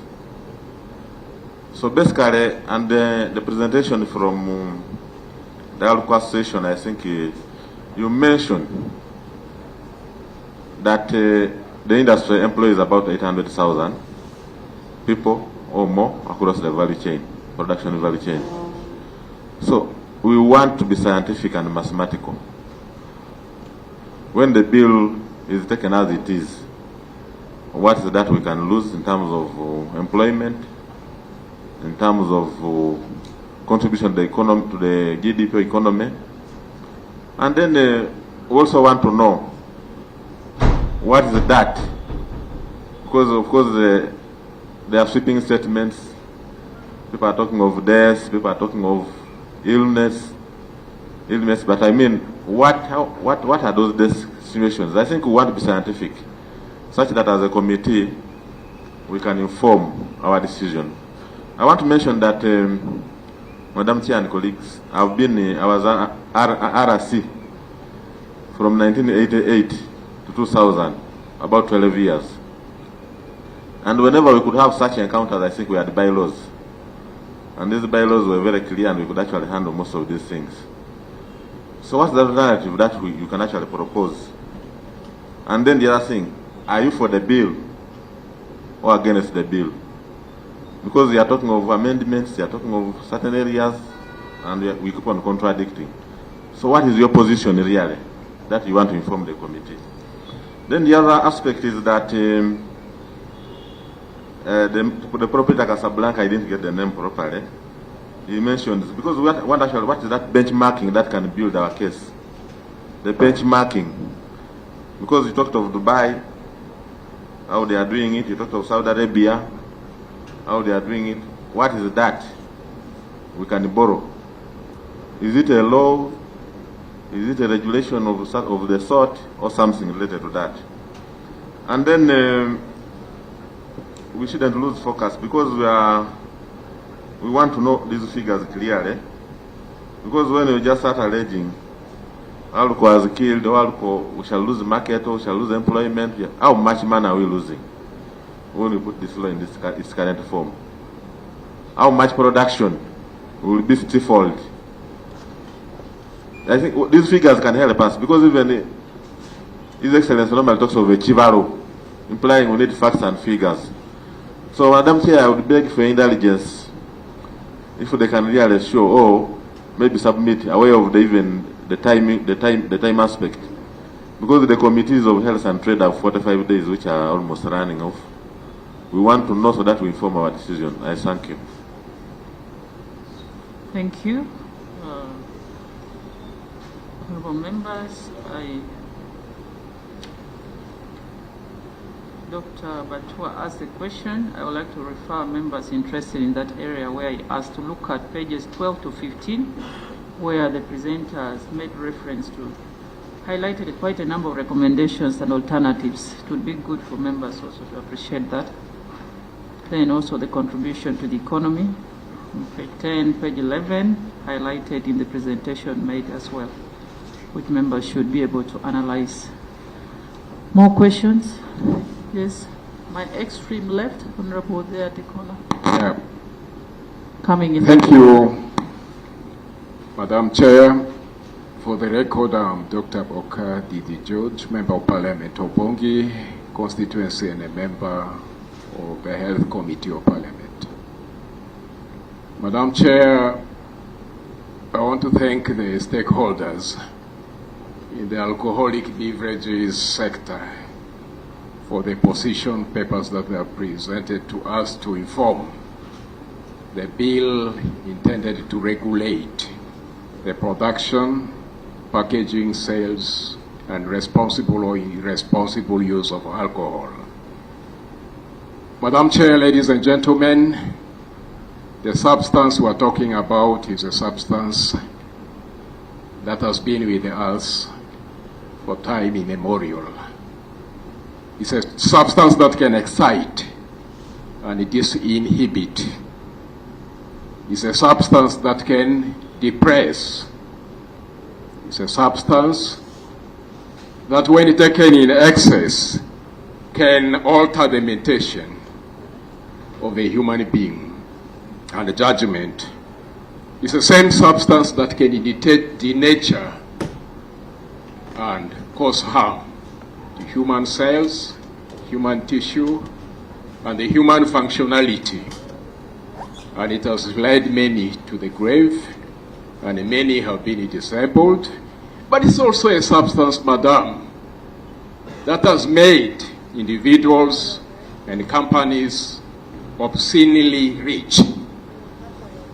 Therefore, when we are legislating on such a substance, indeed sometimes emotions override our cognitive functions, legality overrides morality. we're talking about production. I think my first observation is that the proposed bill does not say don't produce, don't package, don't market, don't sell. I want to throw the ball back to our stakeholders on. In their paper, is there a balance between putting the health and well-being of people, profits, profitability, and the planet in terms of environmental health, so that we debate this from a very balanced perspective. Two, to the producers of the raw materials, we do appreciate that indeed you need a market for your products and your produce. And the bill has not said that we have to regulate the sales and marketing of our maize, our barley, our cassava that is used in the production of alcohol. From your perspective, I thought you'd be giving us on, in your perspective as producers of the raw materials, how do you ensure quality materials that will ensure quality alcohol that will improve the health and well-being of our citizens? Because your market will not certainly be affected. But what we want is for you to supply for us to the industry materials that are not harmful for the production of alcohol. Number two is the issue of illicit production, which I do concur absolutely with you that we have a lot of issues around production of alcohol that does not meet the standards. That certainly must be regulated. What are your thoughts about improving the transition from illicit and rudimentary production of alcohol, since you are in that sector? And those informal producers are part of you in terms of self-regulation to improve the standard and quality of alcohol that is produced. Three goes to the packaging. Packaging, from the perspectives of the lady that presented, the smaller is the better. But again, there is evidence that the smaller the package, the easier it is for school children to go with it to school, for people to pocket it and go with it to the place of worship, for people to pocket it to go to the place of work.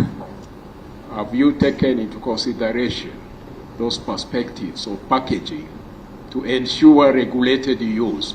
We're not saying banning the use of alcohol.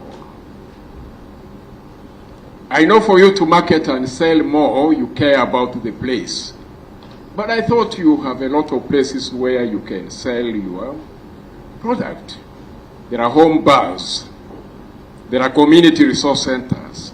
There are the formal bars. And we have a lot of parties and events that all offer you markets, as well as nightclubs. For the bar operators, there is a concern that is being raised between the operators of bars and nightclubs. You are licensed to operate bars, and in many, including civilized communities, bars operate up to midnight. And thereafter, if you want to go beyond midnight, you go to a nightclub to go and extend your drinking from that side, or your dancing or excitement from that side. What is you say about the conflict of interest between the operators of the bars that are encroaching into the space of operators of nightclubs?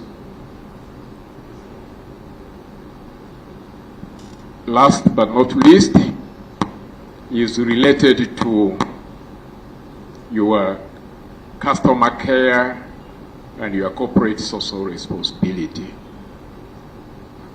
It's in your best interest that if I am your customer, I consume for me to be alive today, and tomorrow for me to be able to bring you more money. From the police reports on road traffic accidents, there's evidence, Madam Chair, that most of the accidents that occur past midnight.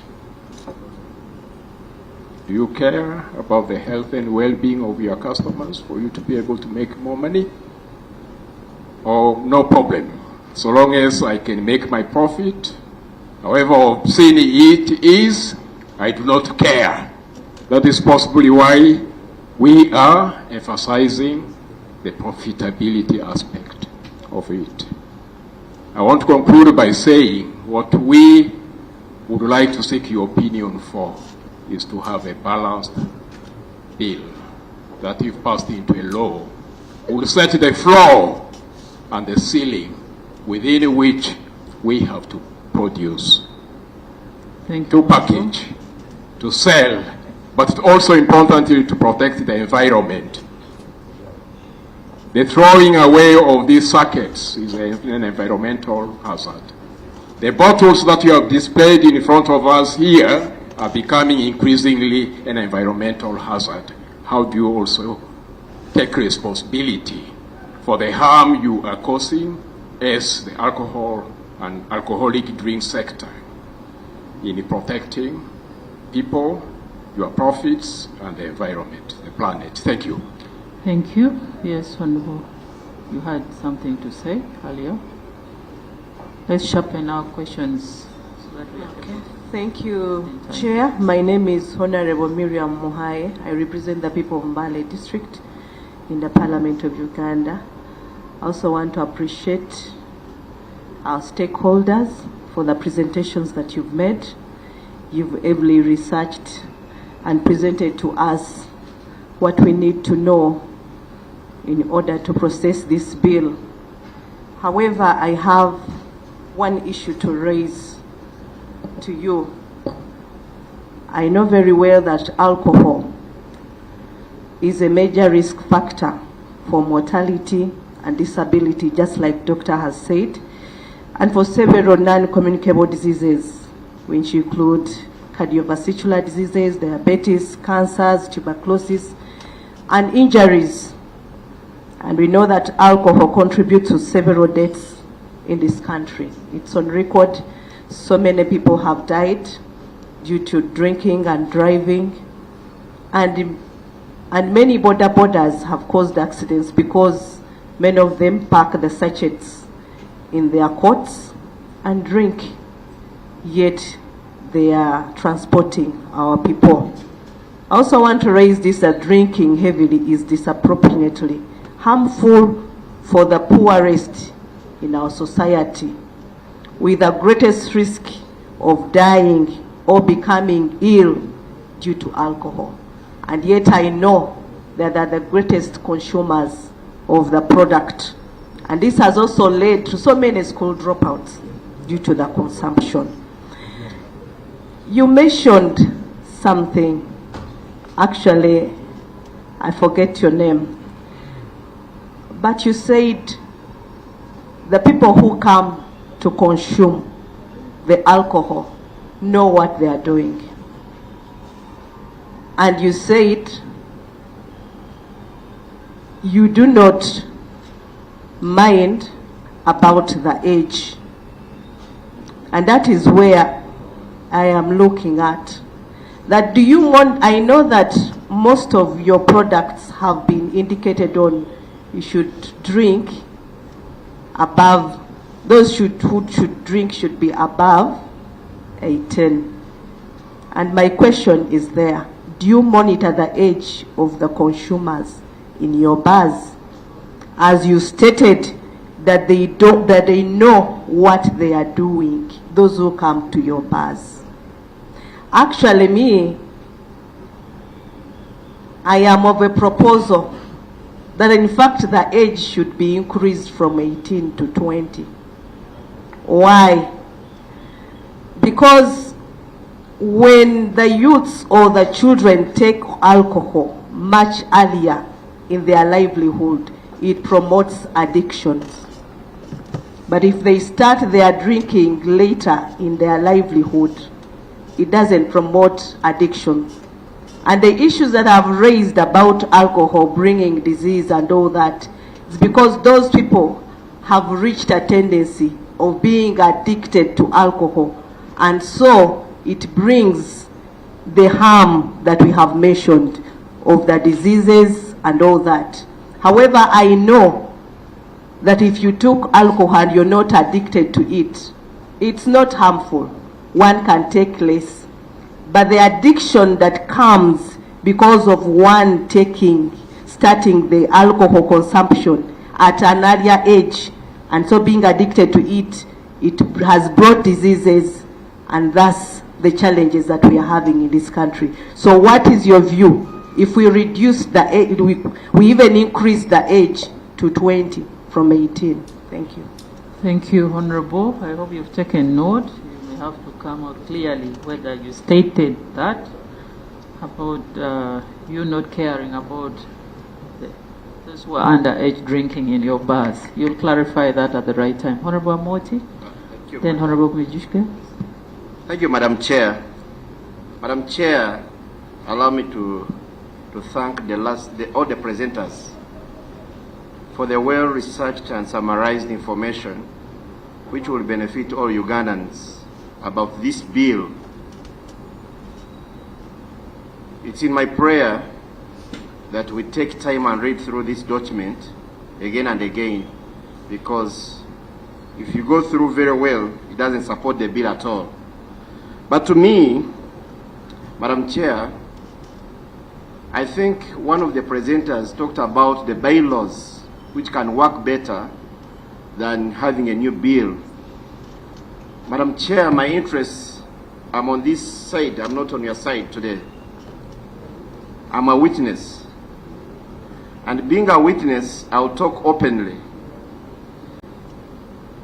Honorable Amoti, you didn't notify us that you're a witness in this sitting. So for that purpose, I will not allow you to proceed with your submission to the committee until you notify us to make a presentation as a witness on the other side. Okay, Madam Chair, I will humbly request, allow me today to be a witness. We'll consider your notification later, not now. Honorable Mejuke, you can proceed. Thank you very much, Chair. Honorable Chair, today is my wedding anniversary. 9 years. I am happy when I see what is happening here.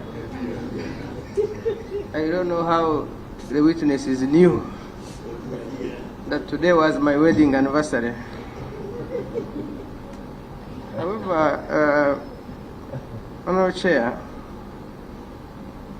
I am trying to understand whether the problem of child labor is just limited to bars, or whether we don't have a law on child labor. And if we have a law on child labor, then we need to have a law on child labor in bars, child labor in any other institutions. I think once there is a law, it is a law. So somebody says, you are employing young people in your bars. We have people who are employing young people in their houses as housemaids. So I really think that really doesn't make sense to me. And that is not to say that I am a witness, but I am trying to understand whether from the angle of our witnesses, whether you think it is only you that are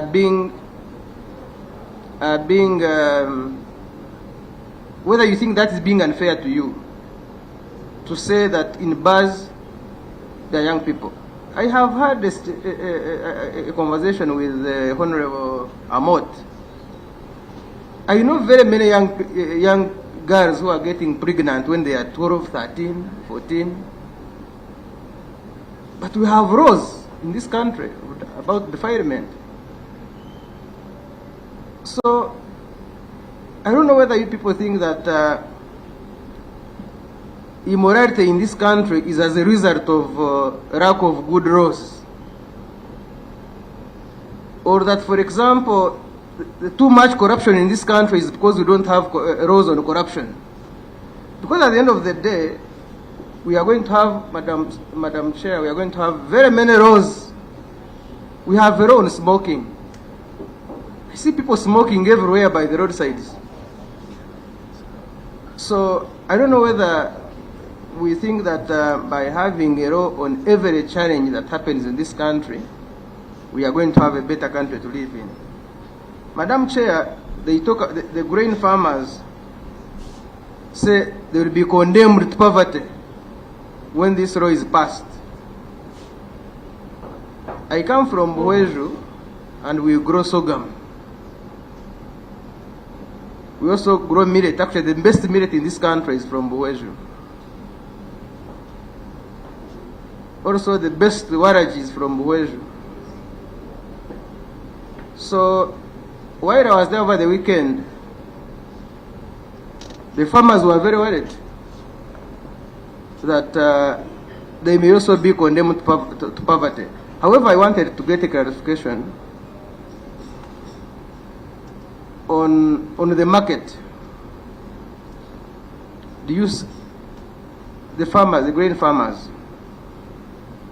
the market for grain, the sorghum, he talked about the cassava,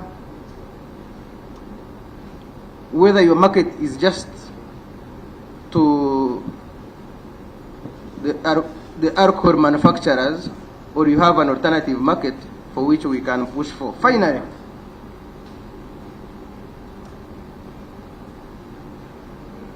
Madam Chair, when HIV became a problem in this country at some stage, we did not condemn men, we did not condemn sex. No. We talked about ABC. We talked about use of condoms. But we did not say the problem is sex. We got how to maneuver around it. Now, I heard from somebody who contributed as if to suggest that we are condemning alcohol as a cause of death. Even when people die in child labor, they get pregnant every night. So the point I'm trying to make is, for me, from my point of view, I think the challenge of alcohol is like any other challenge.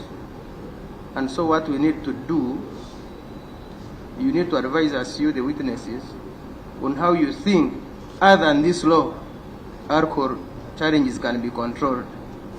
So that if we don't have to pass this law, how do we deal with these challenges that are being attributed to alcohol?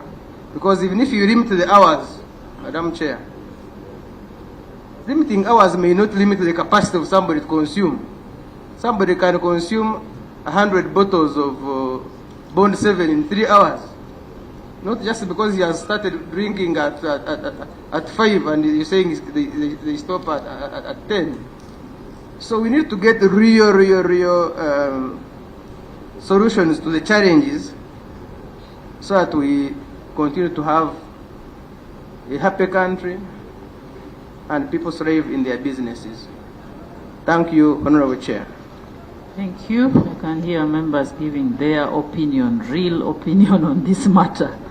Chair, for me these were questions. To come in to confirm their opinion instead of questions. But I appreciate, let me give time to my co-chair. Thank you, Chair, and thank you, the presenters, for your submission.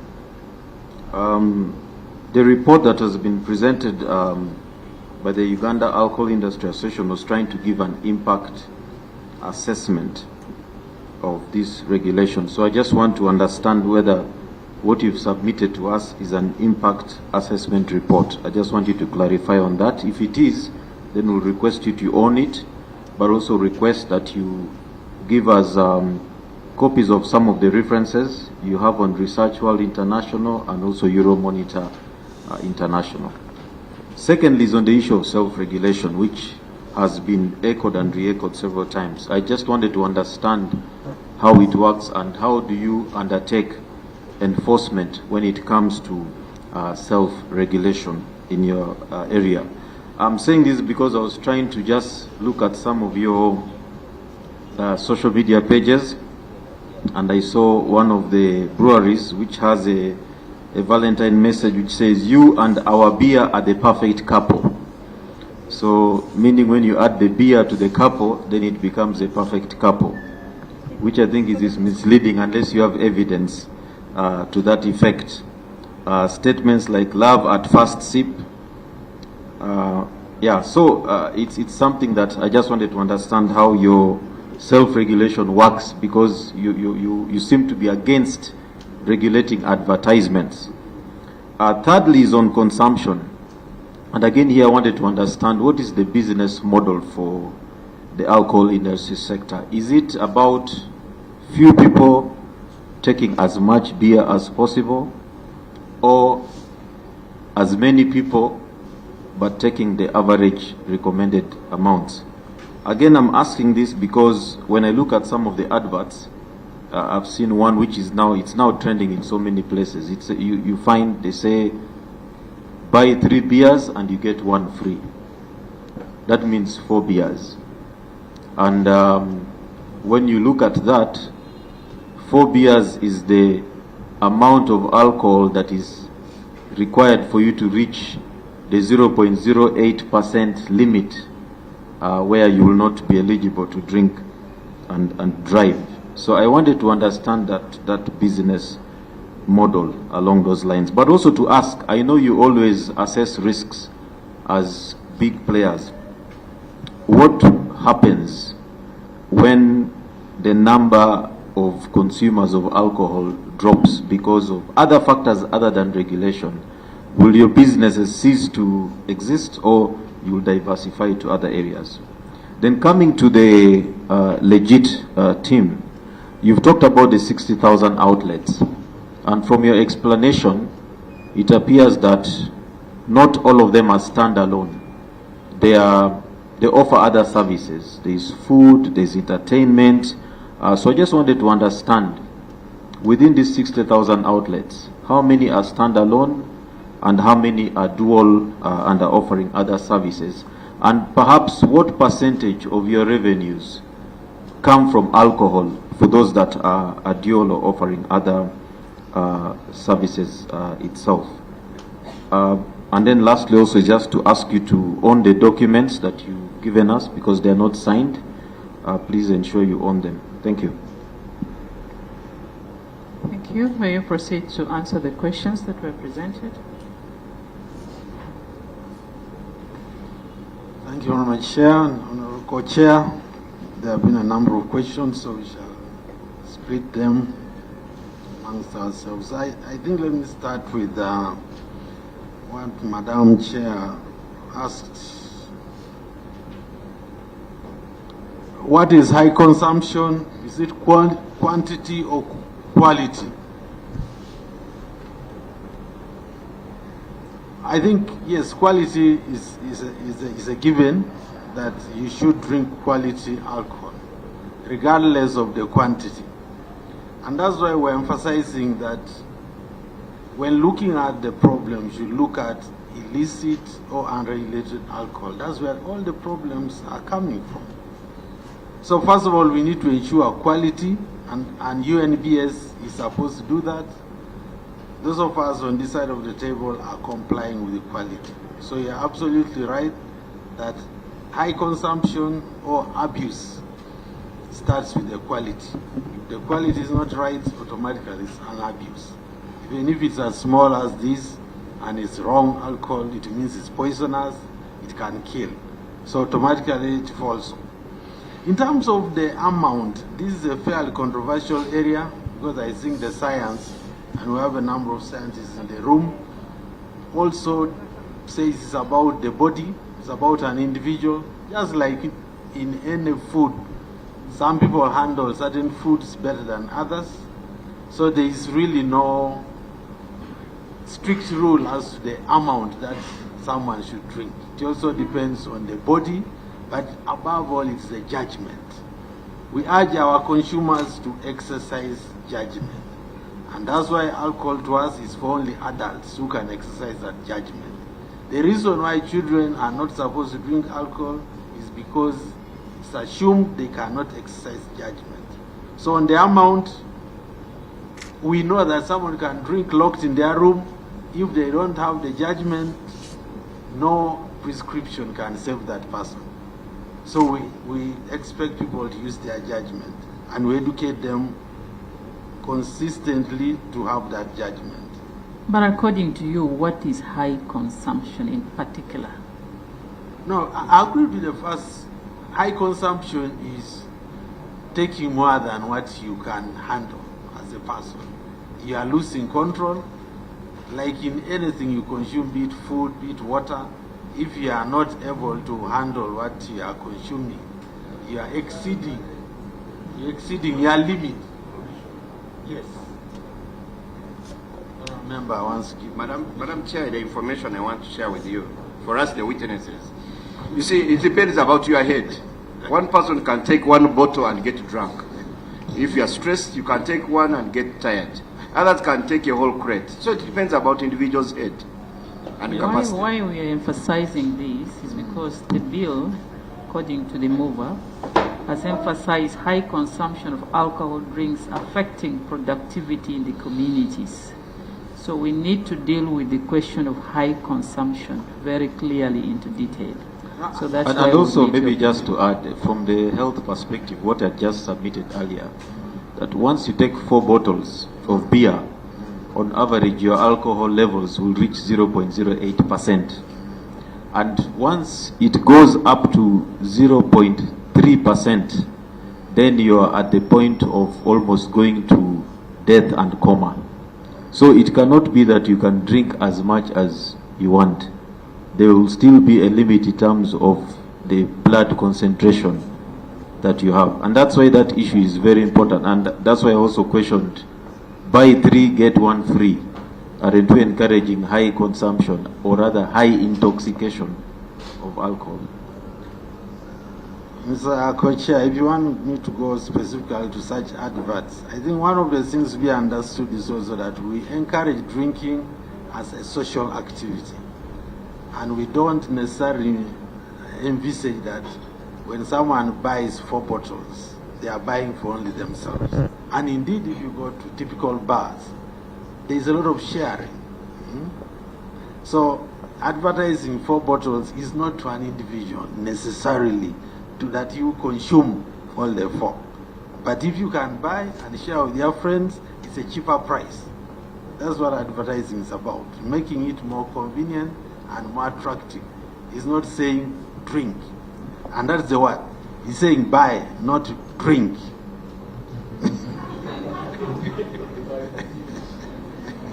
So it's you can drink today, you can drink tomorrow. So it's a very tricky area. So Madam Chair, you also, I think, wanted to know, why does illicit attract more consumption, and why are we worried about it? It's a very simple matter. Illicit is cheaper. Why is illicit cheaper? Illicit is not paying UNPS certification. Illicit is not paying tax. So its costs are very low. So most of our people in the countryside who are consuming illicit find it cheaper than beer. But if you give them a choice between beer and those products, they will always run to beer. I know most of you organize functions, weddings or anything, everyone will want a beer. They will only go for this illicit when they can't get a beer. But a beer is a status symbol, and if they could all afford beer, they would not be drinking these other products. In fact, we have cases where someone will first drink this and then go to a beer in a place where they are unrespect with a bottle of beer. So it is about price, it's about costs. So if we can regulate all alcohol at the same level and the prices are about the same, then the consumption will be balanced. Alcohol and illness at Butavika is another very, very big moot point. it's so difficult to know exactly what takes people to Butavika. There is abuse of so many substances in the country now. So I don't know whether the patients' drinking profiles are known, what exactly they drank. It's very difficult, but we do not necessarily want to see any of our consumers in Butavika, and we hope they are not there. What are your options for the bill, and are you or against the bill?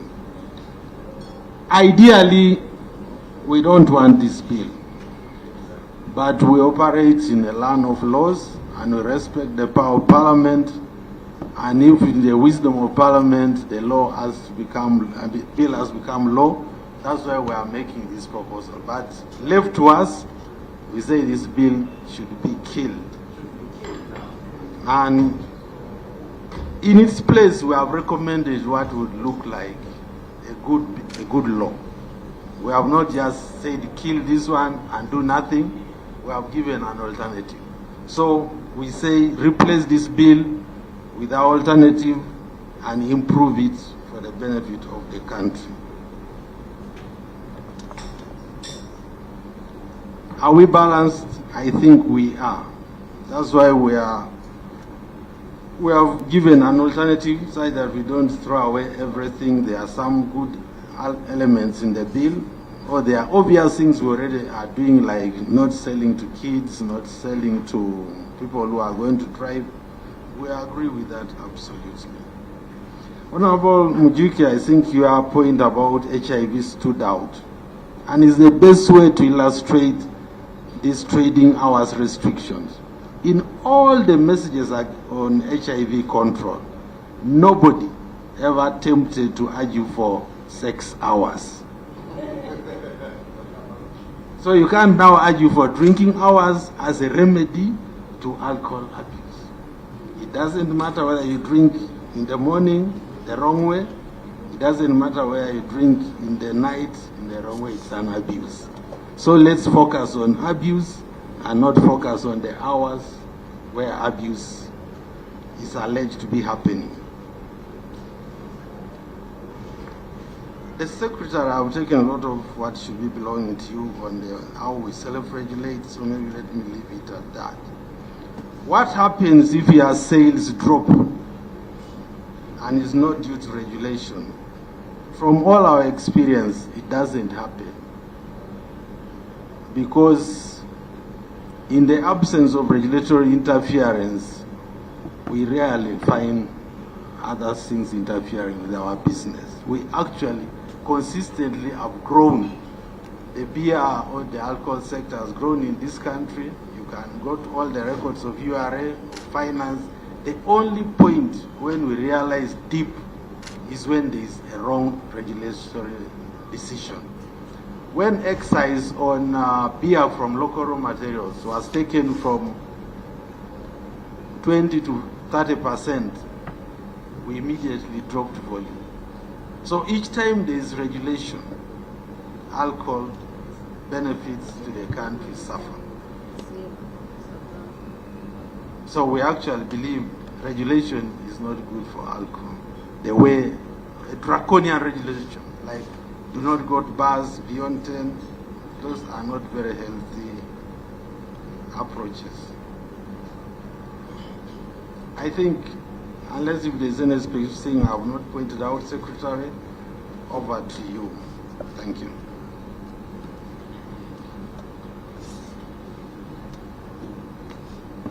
Thank you so much, Madam Chair and honorable members, for this interactive conversation that we've had so far. Our patron has already kind of answered some of the questions. I will just go right on the question that came in from Madam Chair from in the beginning about how recent our figures are. So on page 16 of our submission, you'll see our references. So Euromonitor report, that one, we are referencing the numbers that we are speaking to about the illicit numbers, consumption levels, the number of hectoliters and all that. That was done in 2021, just almost towards the end of COVID. And so we are running with those for now by the Euromonitor International. We're yet to do another. And then we also have references from Knight Frank, which is the current numbers we received in 2023. And that speaks mainly on the geographical limitations that are pointed out in the proposal. And we also have our numbers research that we've done, Niobrori's, which is current 2024. So most of these studies are really recent, and so our numbers are recent. We also did a quick research just when this bill came out, especially amongst bars, to kind of establish the hours of sale. So Research World International, that report we shall avail to you as well as soon as possible. Our code of conduct is also referenced. This was launched in 2023, early last year. And so just to answer your question, our numbers we feel are recent and valid, but we can always validate them. You asked a question about the structure of the association and the membership. So in terms of structure, of course, we do have our patron, we have our chairperson, vice, and secretary general, treasurer, and then the 3 board members. So currently, some of our colleagues have since moved from the sector, and therefore we have our AGM set for 6th of this month to elect the new chairperson and vice chairperson, but the rest we have. But I just wanted to point out in terms of the requirements, what is it that, before we admit you as a member, what is it that you have to fulfill? Number 1, you must have a trading license, you must have a UR18 certification, you have to have NEMA impact assessment report and certificate issued, you have premises certification, of course the others that, the certificate of incorporation from the Register of Companies. You must be certified by UNBS and also have a certificate from the Uganda Investment Authority. So that is basically around the structure. And then I wanted just to touch on the... How many members do you have under that association? Sorry?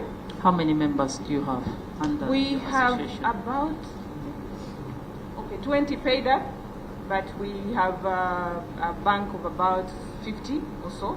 However, Madam Chair, just for your information, about 450 members are certified. Oh, sorry, not members, but manufacturers are certified by UNBS. Unfortunately, some of them, we're not so sure, and they will not speak for UNBS, perhaps they will have to speak for themselves. While we've tried our best to get them on board, most of them are not willing to get on board as members, which also worries us a bit, because then it means some of them are actually trading in illicit, and therefore they don't want to come out in the light. So UNBS probably, at an appropriate time, they can perhaps shed a bit more light. So there are more members certified. So just to clarify, you said there are about 450 certified by UNBS, yes. But your membership has 50. Yes. So this report is for the 50? Yes, the former ones, the ones who fulfill what I've just... Yeah, it's 50 really, because some of them are still... That is an in-house kind of how do you call it, housekeeping, where some of them are yet to pay membership, but they attend some of our engagements. So yeah, 50, the others are certified, so that is also our concern. There's a question about, in line with the figures and the numbers, I think Vice Chair asked about the impact assessment, whether this is impact assessment. I would say this is our fact sheet. It relates to the industry and the sector. The fact sheet that is based on numbers, based on the research that we have done. So I cannot comfortably say that it is a thorough regulatory impact assessment, but it speaks only for our sector and how this affects our sector. So it's a fact sheet. Then the other question, running through it real quick. someone asked about the figures. They want figures, but Madam Chair, we've given figures in this submission. Probably if they have concerns about the figures, then they can advise us, or if they want them presented in a certain style and fashion, we can be advised. And then we have the other question that came about on how are we balancing between health and wealth. One thing, Madam Chair, that I would like to mention is that on the health aspect, we recognize that our brands have the potential of causing harm. And that's why we spend a substantial amount of money and our energy as a formal sector in driving responsible drinking. We spend about 4.1 billion shillings on driving behavior change. We are really doing our best. And I just wanted to quickly just reference, because I didn't go through the numbers like I said. So why are we concerned about driving behavior change? We realize that in adults, with adults generally, consumption is a behavior matter, and it cannot be checked by embargoes on drinking times that the Alcoholic Drinks Control Bill is proposing, to be honest. Because if behavior change, if mindset change is not tackled, and this we cannot do it alone as a sector. We're already demonstrating, and we have demonstrated that yes, we recognize there's a challenge, and that's why we have come up very strongly to invest heavily in behavior change. And thank you very much. You're watching news, Lunchtime News. I am Rhoda Ngonzi. We'll get into it. Parliament has unanimously objected the move to merge the National Information Technology Authority, NITAU, with the Ministry of Information, Communication and National Guidance. The MPs based on the justification that the information supporting the merger was insufficient. In a heated marathon session, the MPs agreed to collapse the bill, despite the efforts by the Minister for Public Service, Muruli Mukasa, to withdraw the bill for more consultations. Minister Muruli Mukasa questioned the urgency of Parliament to end the legislation contrary to the Cabinet decision. However, Muruli Mukasa is optimistic that NITAU Amendment Bill 2024 will be returned to Parliament. You will tell me and I'll read about it. Don't drink and drive. Please drink responsibly. Responsible drinking is, you should know your limits. And those are some of the campaigns that we run. Know your limits. When your body, you feel that you can't move anymore. A wide range of observations from the Parliamentary Committee on Information, Communications and National Guidance saved the Uganda National Information Technology Authority, NITAU, from being merged with its mother ministry. The committee further examined how NITAU affects the national treasury, national mandate, how it performs, and its importance in the role of achieving government development goals, and whether this role is being performed by any other entity. The report of the ICT Committee highly opposes disbanding the NITAU Act, with a projection that the move would highly have a negative impact, causing disruption to critical government systems such as electronic migration, performance budget and government payment. 2024-2025, it is projected that NITAU will generate 64 billion. The House caught government offside on information to demonstrate the financial drain caused by NITAU on the consolidated fund, demonstration of roles between the Minister of ICT, UTCL and NITAU, and claiming that the government, before the establishment of NITAU, failed to deliver the respective functions. The lack of oversight over the performance of the functions currently performed by NITAU, if NITAU is mainstreamed with the ministry, and that will be acting like a judge and a jury. The Minister for Public Service, Muruli Mukasa, tried tooth and nail to convince the House to accord government more time to address the demands, but in vain. We need more time. to gather all that evidence that is required so that the committee can have